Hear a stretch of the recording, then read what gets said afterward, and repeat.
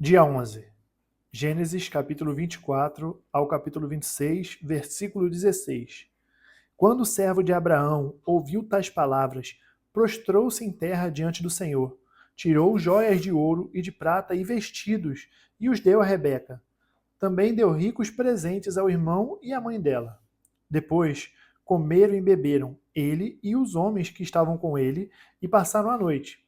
De madrugada, quando se levantaram, o servo disse: Permitam que eu volte ao meu senhor. Mas o irmão e a mãe da moça disseram: Deixe que ela fique conosco mais alguns dias, pelo menos 10, e depois poderá ir. Ele, porém, lhes disse: Não me detenham, pois o Senhor me tem levado a bom termo na jornada. Deixem que eu volte ao meu senhor. Disseram: Vamos chamar a moça para ver o que ela diz. Chamaram, pois, Rebeca e lhe perguntaram: Você quer ir com este homem? Ela respondeu: Sim, quero. Então deixaram que Rebeca, a irmã deles, partisse junto com sua ama, com o servo de Abraão e os homens que estavam com ele. Abençoaram Rebeca e lhe disseram: Que você, nossa irmã, seja mãe de milhares, e que a sua descendência tome posse das cidades dos seus inimigos. Então Rebeca se levantou com as suas servas e, montando os camelos, seguiram o homem. O servo de Abraão tomou Rebeca e partiu. Ora, Isaque veio de Beer-la-Roi, porque morava na terra do Negueb. Ao cair da tarde, Isaque saiu para meditar no campo. Erguendo os olhos, viu, e eis que vinham camelos. Também Rebeca levantou os olhos e, vendo Isaque, desceu do camelo e perguntou ao servo: Quem é aquele homem que vem pelo campo ao nosso encontro? O servo respondeu: É o meu senhor. Então ela pegou o véu e se cobriu. O servo contou a Isaque todas as coisas que havia feito. Isaque a conduziu até a tenda de Sara, a mãe dele. Ele tomou Rebeca e esta se tornou sua mulher. Ele a amou. E assim, Isaque foi consolado depois da morte de sua mãe. Abraão casou com outra mulher, que se chamava Quetura. Ela lhe deu à luz a Zinrã, Jocsã, Medã, Midian, Isbaque e Sua. Jocsã gerou Seba e Dedã. Os filhos de Dedã foram Assurim, Letussim, Leumim. Os filhos de Midian foram Efá, Éfer, Enoque, Abida e Elda. Todos estes foram filhos de Quetura. Abraão deu tudo o que tinha a Isaque. Porém, aos filhos das concubinas que tinha, Abraão deu presentes e ainda em vida os separou de seu filho Isaque, enviando-os para a terra do Oriente. Os dias da vida de Abraão foram 175 anos. Abraão expirou e morreu após uma longa velhice, e foi reunido ao seu povo. Os filhos dele, Isaque e Ismael, o sepultaram na caverna de Macpela, no campo de Efron, filho de Zoar, o Eteu, em frente de Manre, o campo que Abraão havia comprado dos filhos de Et. Ali foram sepultados Abraão e Sara, sua mulher. Depois da morte de Abraão, Deus abençoou Isaque, o filho dele. Isaque morava perto de Beer-la-Roi. São estas as gerações de Ismael, filho de Abraão, que Agar, a egípcia, serva de Sara, lhe deu à luz. Estes são os nomes dos filhos de Ismael, por ordem de nascimento. O primogênito de Ismael foi Nabaiote, depois Quedar, Abdeel, Mibsão, Misba, Dumá, Massá, Haddad, Temá, Getur, Nafis e Quedemá. Estes são os filhos de Ismael, e estes são os seus nomes pelas suas aldeias e pelos seus acampamentos. 12 príncipes de seus povos, e os anos da vida de Ismael foram 137, e morreu e foi reunido ao seu povo.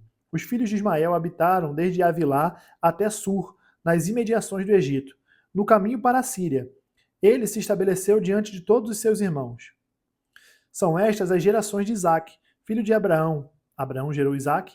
Ele tinha 40 anos quando tomou por esposa Rebeca, filha de Betuel, o arameu de Padã Arã, e irmã de Labão, o arameu. Isaque orou ao Senhor por sua mulher, porque ela era estéril. O Senhor ouviu as orações dele, e Rebeca, a mulher de Isaque, ficou grávida. Os filhos lutavam no ventre dela. Então ela disse: Por que isso está acontecendo comigo? E ela foi consultar o Senhor, e o Senhor lhe respondeu: 2 nações estão no seu ventre. 2 povos, nascidos de você, se dividirão. Um povo será mais forte do que o outro, e o mais velho servirá ao mais moço. cumpridos os dias para que desse à luz, eis que havia gêmeos no seu ventre. Nasceu o primeiro, ruivo, todo revestido de pelo. Por isso deram-lhe o nome de Esaú. Depois nasceu o irmão, com a mão segurava o calcanhar de Esaú, e por isso lhe deram o nome de Jacó. Isaque tinha 60 anos quando Rebeca deu à luz. Cresceram os meninos. Esaú tornou-se perito caçador, homem do campo. Jacó, porém, era homem pacato e morava em tendas. Isaque amava Esaú, porque se saboreava da sua caça. Rebeca, porém, amava Jacó. Jacó tinha feito um ensopado quando Esaú, exausto, veio do campo e lhe disse: Por favor, me deixe comer um pouco da coisa vermelha. Essa coisa vermelha aí, pois estou exausto. Por isso deram-lhe o nome de Edom. Jacó respondeu: Primeiro me venda o seu direito de primogenitura. Ele respondeu: Estou morrendo de fome. De que me vale o direito de primogenitura? Então Jacó disse: Primeiro jure. Esaú jurou e vendeu seu direito de primogenitura a Jacó. E Jacó deu a Esaú pão e o ensopado de lentilhas.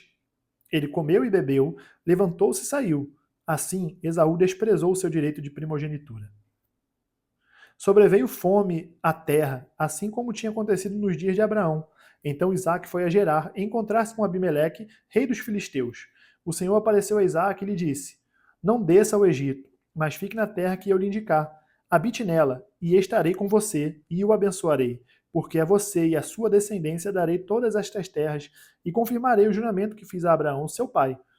Multiplicarei a sua descendência como as estrelas dos céus, e a ela darei todas as terras. Na sua descendência serão benditas todas as nações da terra, porque Abraão obedeceu a minha palavra e guardou os meus mandamentos, os meus preceitos, os meus estatutos e as minhas leis. Isaque, pois, ficou em Gerar.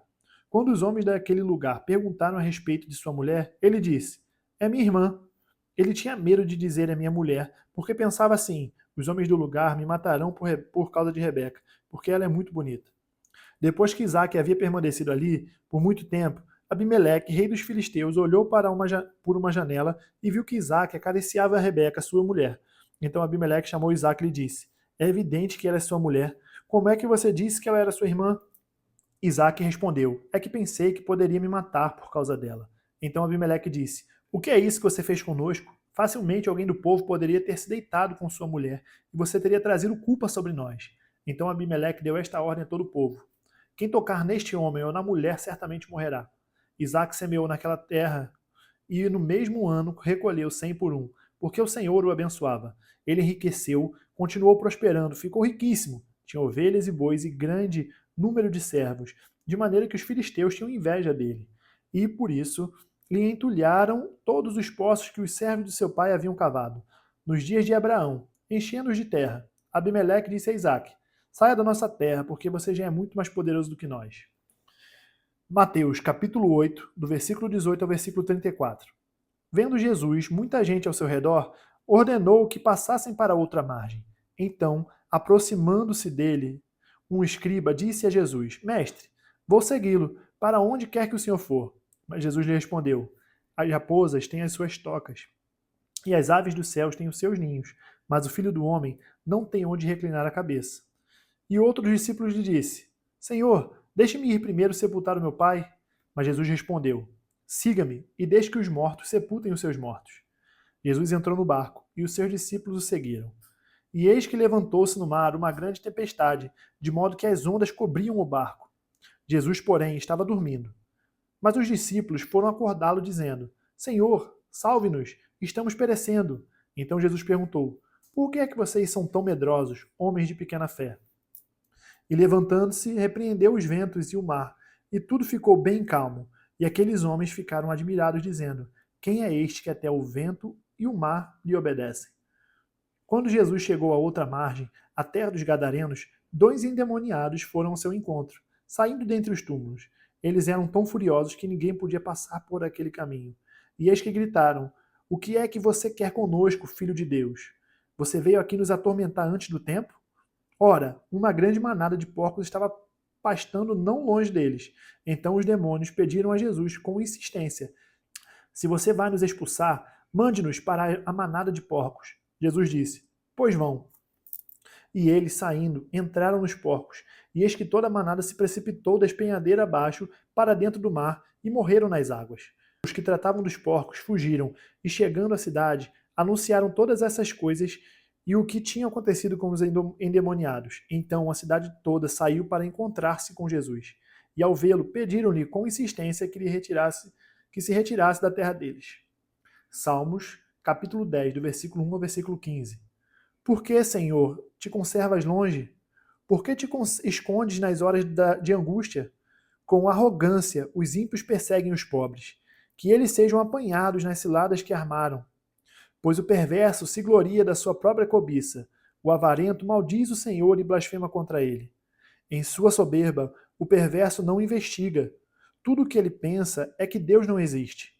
São prósperos os caminhos dele em todo o tempo. Muito acima e longe dele estão os teus juízos. Quanto aos seus adversários, ele a todos trata com desprezo. Pois já no seu íntimo diz: jamais serei abalado, de geração em geração, nenhum mal me sobrevirá. A sua boca está cheia de maldição, enganos e opressão. Debaixo da língua ele tem um insulto e maldade. Põe-se de tocaia nas aldeias, trucida os inocentes. Nos lugares ocultos, seus olhos espreitam o desamparado. Ele se põe de emboscada, como o leão na sua caverna. Está de emboscada para enlaçar o pobre.